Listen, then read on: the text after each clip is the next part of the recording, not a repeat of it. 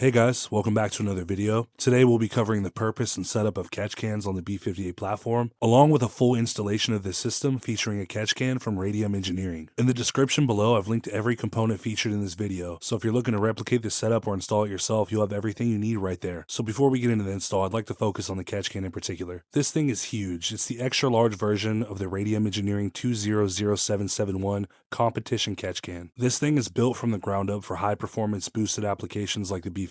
With it having such a large scale, you won't have to service it that often, which makes it really ideal for people who daily drive their car. For this application, on one side we have a -10 to -8 fitting, and on the other side, another -10. That allows us to seamlessly route the braided lines from the valve cover to the catch can into the pressure relief port on the block. For this system, you are going to have to assemble your own AN lines. This can be a first-time experience for a lot of DIYers. However, I highly recommend using this install to learn how, so you can have that skill for other projects in the future. So on this short line, we're using a 45-degree -10 fitting on one end, and the other end is just a straight -10 fitting. The side with the 45-degree angle goes to the fitting on the valve cover, and the other side goes to the catch can. Like I said, all the components in the video are linked below, including this fitting. Before we get into the installation, I want you guys to understand why we're doing this on the B58. When we raise boost during tuning, we're increasing the amount of pressure and temperature inside the combustion chamber. So all that extra heat causes the piston rings to expand slightly, which is normal, but under sustained boost, that expansion can reduce the ring end gap and make it harder for gases to seal perfectly against the cylinder wall. So the gases slip past the piston rings, rising up, entering the crankcase, where they build pressure because the crankcase is normally sealed. And the positive crankcase ventilation system, or PCV as you know it, is designed to manage the blow-by and pressure inside the engine. But over time,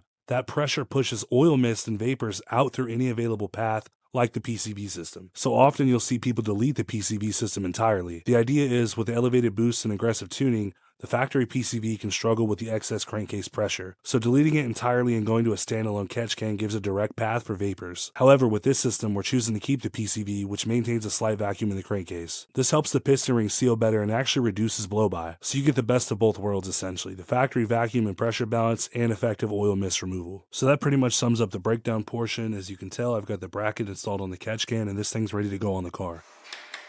First thing you're going to do is take the charge pipe off and locate the pressure relief port on the block and remove it with a T30. Then you're going to replace it with the provided -8 fitting. Once that's on, just secure your braided line that goes to the catch can. Next, we're going to install the -10 fitting that goes to the valve cover. This part's really tricky because the provided screws are extremely small and it uses a clamp over style design. What I ended up doing was using a 1/4-inch Torx bit and tightening it with that. As mentioned before, all the components used in this video are linked below. Alright, got that fitting all the way tightened down. Now we're going to move over to actually mounting the catch can. This is located on your radiator support on the passenger side. I believe it was a T40 or a T45 to get it out. As you can see, we got the charge pipe back on. I forgot to mention that.